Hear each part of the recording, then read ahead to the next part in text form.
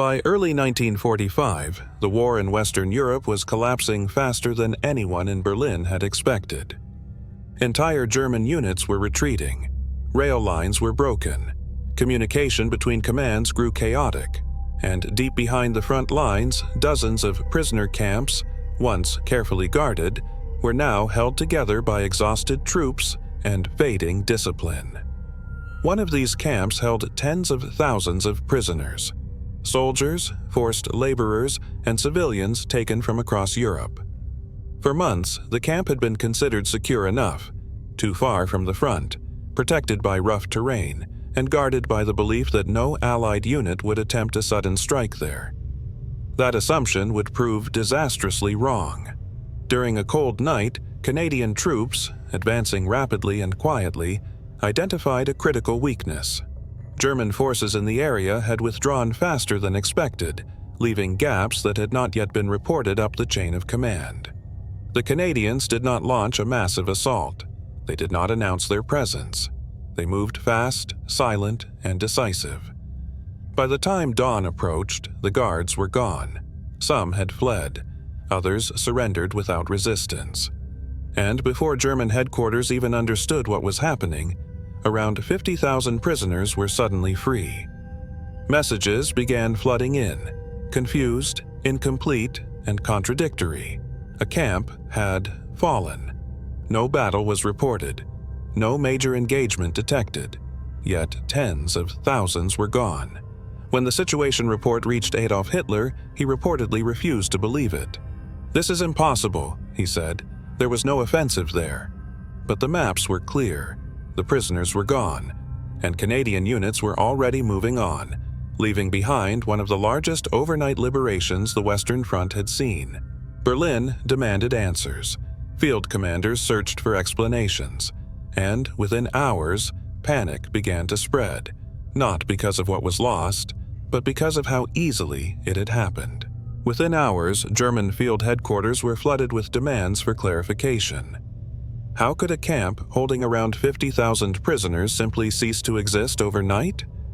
Local commanders insisted there had been no major battle, no airstrike, no artillery barrage, no warning signs that normally preceded a large Allied operation.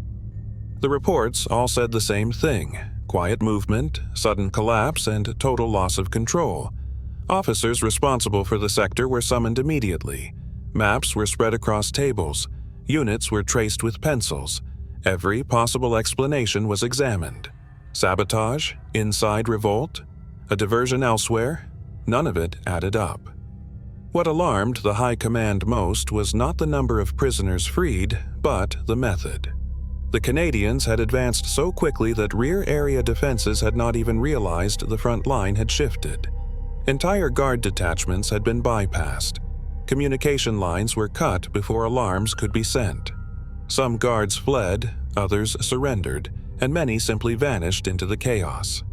One senior officer reportedly admitted, "We didn't lose the camp, we lost the concept of a rear area."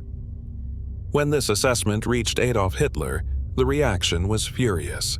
He demanded to know why no one had fought to the last position, why the prisoners had not been moved, why commanders had allowed an Allied force to operate so deep without resistance. But the answers were deeply unsettling. There had been no time. Canadian units were already advancing again, leaving behind liberated prisoners, abandoned guard towers, and empty barracks. For the first time, German leadership began to understand something far worse than defeat in battle. The war was no longer being lost slowly. It was unraveling all at once, and if 50,000 prisoners could vanish in a single night, what would disappear next?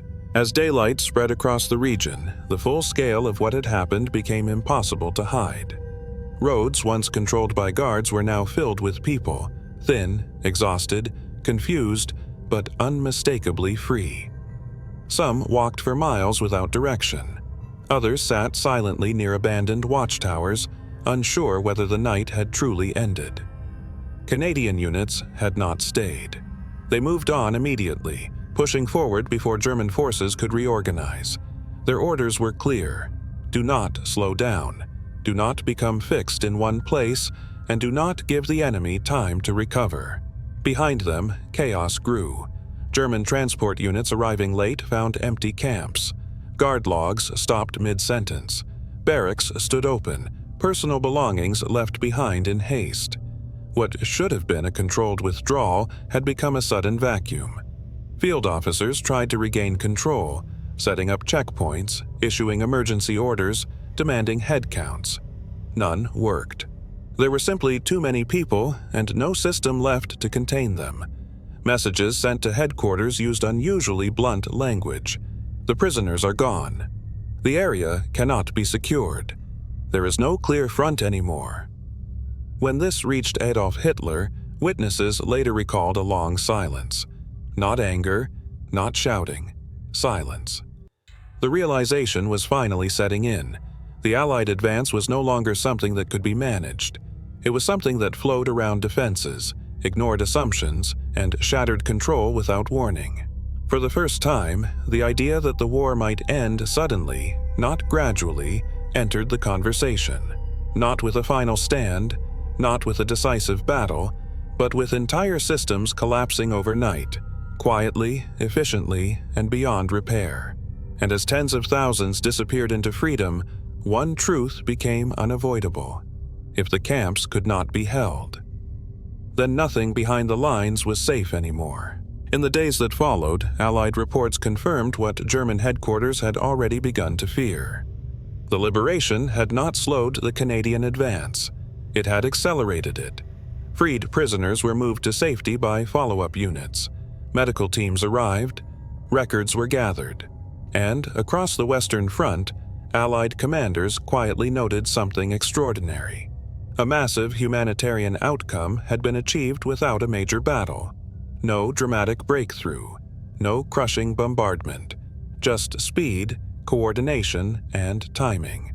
For German leadership, the meaning was unmistakable. Rear areas no longer existed. Camps once considered untouchable were vulnerable. Control had become an illusion maintained only by outdated maps and delayed reports. When the final assessment reached Adolf Hitler, there was no attempt to deny it anymore. The question was no longer how it happened. The question was how many times it would happen again. Officers understood that if tens of thousands could be freed in a single night, then the war's end would not come with a clear line or a formal collapse. It would come in fragments, in empty camps, in silent headquarters, in sudden realizations that arrived too late to stop. For the prisoners, that night meant life, freedom, and survival. For the war itself, it marked something far larger. The moment when control vanished faster than anyone could react. And the end stopped being distant. It was already underway.